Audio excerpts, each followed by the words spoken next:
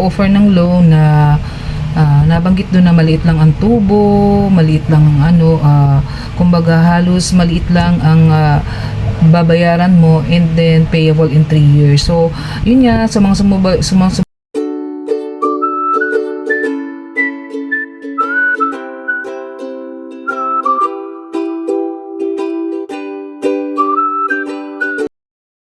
guys, welcome po ulit sa aking channel. This is Lynn Malakay po. Simplify Happiness. Simpleng buhay. Buhay na walang heart, less stress. Join me guys sa aking simpleng vlog for the day. Isang magandang buhay po sa ating lahat.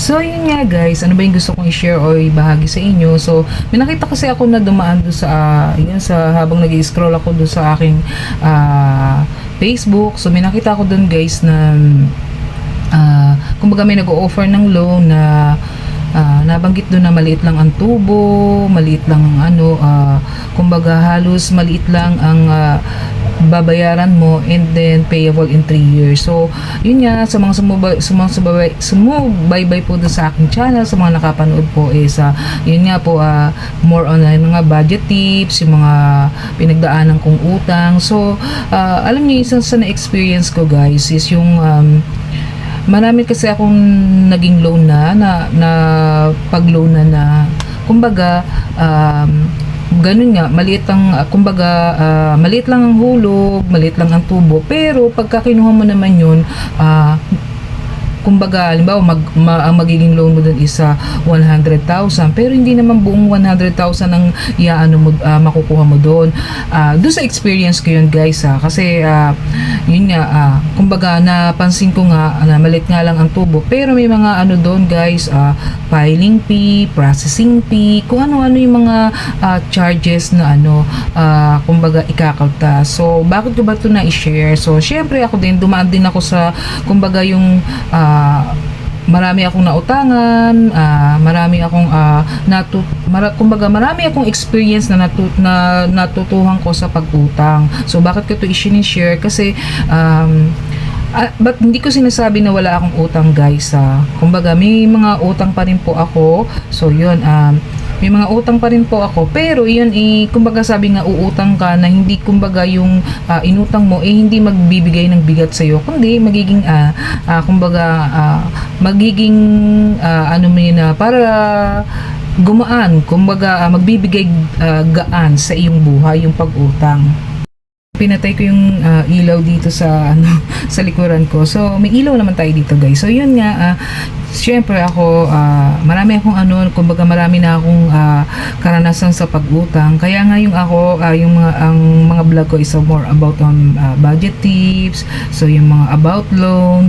So yun lang may lang sa akin. So bigla ko tuloy na recall yung mga dati kong utang na pinagdaanan na. Kaya kumbaga kasi may mga tao din ako nakakausap. So kumbaga hindi ko naman sinasuggest, kumbaga nag-o-open ako sa kanila ng mga experience ko sa buhay, lalo na yung sa pag-utang. Kaya nga sabi ko nga yan, makakaraos ka dyan, naniwala ka lang, mag-pray ka lang, kasi lahat talaga nakaka-experience ng ganun. Minsan doon ka sinusubok talaga So kumbaga talagang yun nga, dapat suriin mo muna bago ka uutang. Suriin muna natin maigi. So maganda yung offer, maliit ang hulog, pero minsan yung makukuha mo ano ba yung mga dinideduct doon? Minsan may mga hidden sila charges. So kumbaga ako kasi nakita ko yun nagtanong ako, actually may niloan akong gano'n na nagtanong ako bakit may may filing fee, mayroon pang processing fee. So sabi ko, magkaiba ba yung filing at saka processing pa? So ang laki ng mga deductions. So dapat yun, maging mapanuri tayo dun sa mga inuutang natin para mahirap kasi yung gano'n na konti lang yung makukuha mo, and then nga yung maliit nga lang kumbaga payable in 3 years, and then kung susumahin mo yung dineduct dun sa paano nakuha mo yung cheque or paano nakuha mo yung loan mo tsaka yung tinubo dun sa 3 years na yun, parang din kumbaga malaki. So Siya bagay, mahirap talaga makahanap ng mauutangan ngayon. Kaya nga napaka-importante na talaga yung mag-budget, kumbaga, maging matalino, maging sa paghawak ng pera. Kasi nga,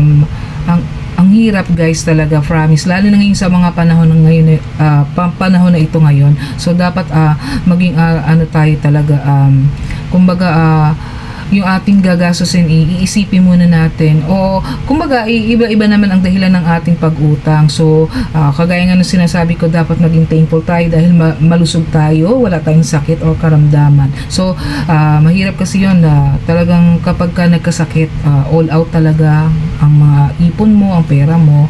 So talagang yun, above all, yun talaga ipa-prefer natin, mabuting kalusugan.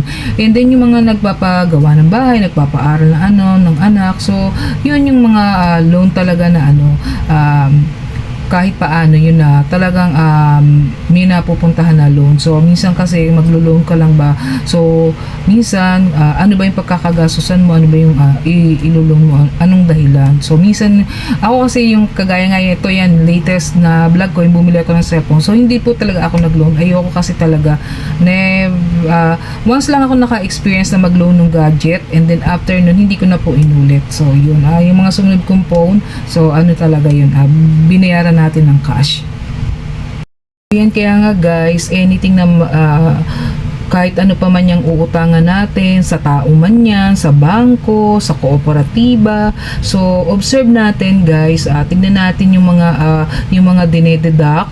So kumbaga, yun nga, maliit nga ang tubo, maliit lang ang tubo, mga 3 years to pay, 5 years to pay, pero yung dineduct doon sa paano makuha mo yung pera doon sa niloan mo, tingnan mo kung gaano namang kadaming mga kinaltas, then i-compute mo doon sa kumbaga habang tumatakbo kung magkano itutubuin. So depende yan kung ilang percent, kung ilang kumbaga ilang years mo to pay. So tingnan mo lang kung gaano karami yung mga kinakaltas guys. So ako kasi ganun yung naobserbahan ko dun sa isang inuutangan ko. So kumbaga yung may processing fee, filing fee, ang dami-daming fee. So sabi ko ay tinapos ko lang talaga yun guys, and then hindi na po ako umulit doon. So tinapos ko yun, binayaran ko, na-clear na ako doon, so umalis na ako doon. So hindi na ako loan doon kasi sabi ko ang hirap. So kumbaga kaya ka nga nangungutang, kailangan mo. So yun naman sobrang